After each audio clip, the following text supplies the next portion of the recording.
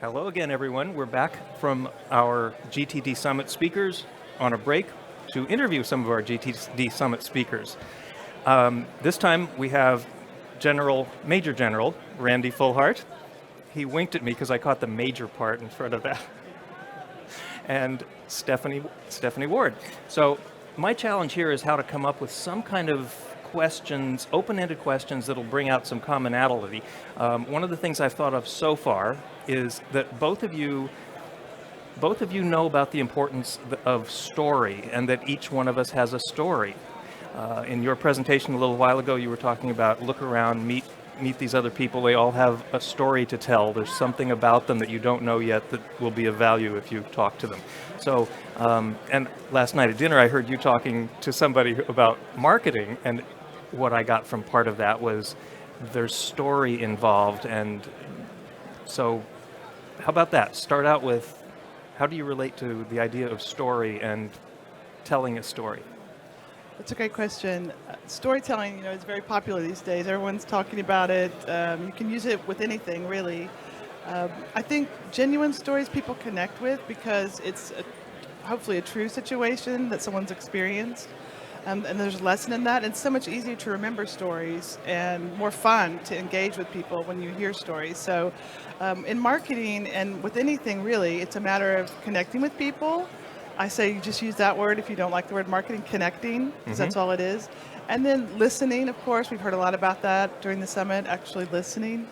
And then sharing something from your heart. It doesn't mean you have to spill your guts or tell something just to look vulnerable, but speaking from your heart and being honest about it, I think, is the key to true storytelling.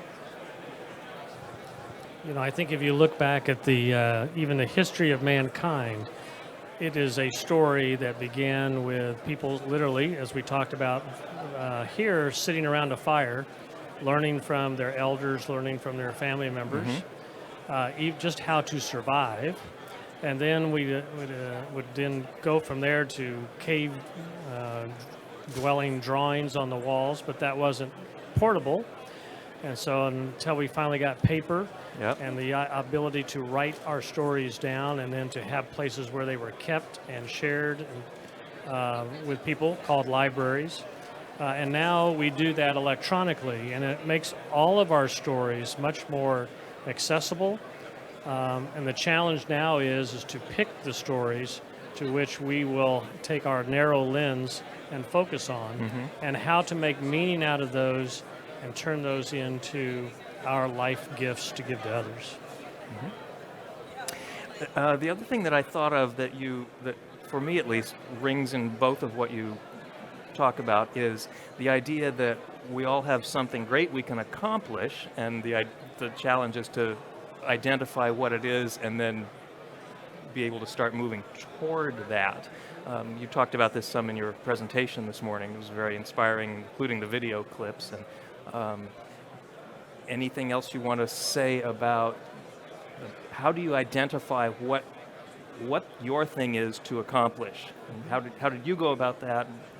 Any advice on that for others? Well, GTD, the natural planning process, starts with sort of envisioning what you want things to look like when they're done, which then leads to what are all the things that you have to do in order to get there.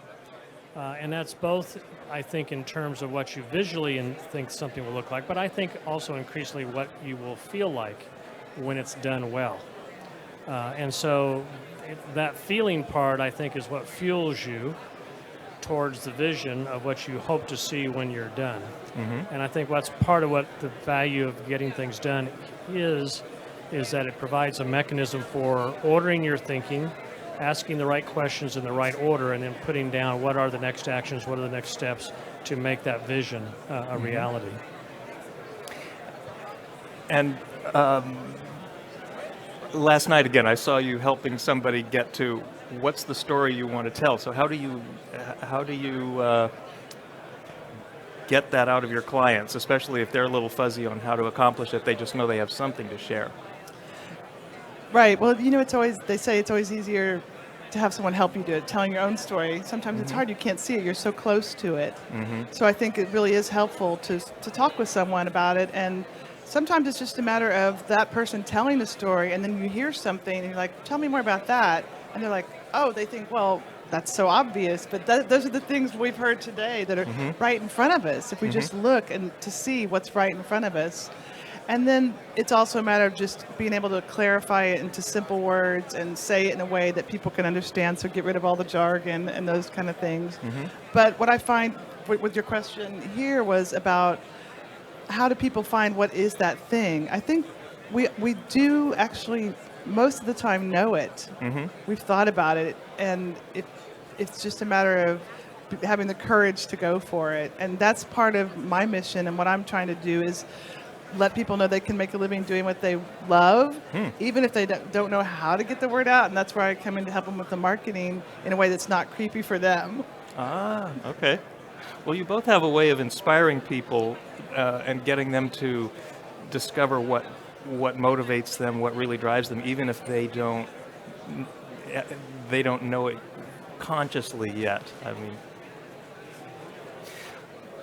all right. What else would you like to share? What else? I think one of the takeaway messages from this entire conference, and for those who are watching, is that first, anything is possible.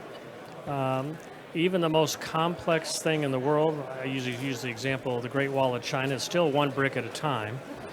And so it's a matter of, so somebody's going to have to move the first one, and then somebody's going to move the second one, and eventually, oh my gosh, you got a wall. And you can see it from space. And you can see it from space, and people pay a lot of money just to go stand on it. So I think the point is don't limit your thinking by what you think is possible. Think about what is needed, and then work backwards from there, and it will become possible. Great advice. Yeah, I mean, similar to that, it has to do with not being afraid. That's the main thing that is stopping people is fear. And I think it's just a matter, life is short. We've talked a lot about that too. And what do you want to do with your time here on this planet? So if you have something in your mind, an idea and an initiative, use GTD to figure out how to make it happen, but just be willing to take that first step and have the courage to move forward and reach out and make it happen. Interesting.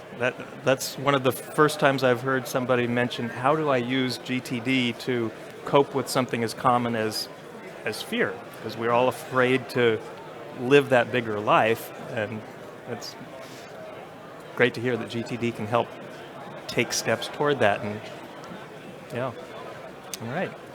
Well, thank you so much for talking with us here.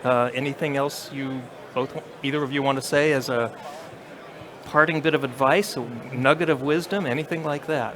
Well, I would just say to the audience out there, you're in good company. Share the message, share the what this can make possible, and after that, just enjoy your life. That's great advice. Absolutely. This crowd here, this audience is phenomenal. I mean, the energy in the room, you just feel like there's a vibe of kindness and generosity and openness, and I'm just so happy to be here. And besides taking action on the thing that you want to take action on, the thing you want to do is just connect with people. Be willing to connect and be helpful and indeed have fun and enjoy the present, because that's all there is. Yeah, it is quite a diverse group of people. Very surprising. Well, thank you both for taking time out of your lunch. I don't think you've either had lunch yet, so time to go get something to eat and meet some new people and hear some new stories.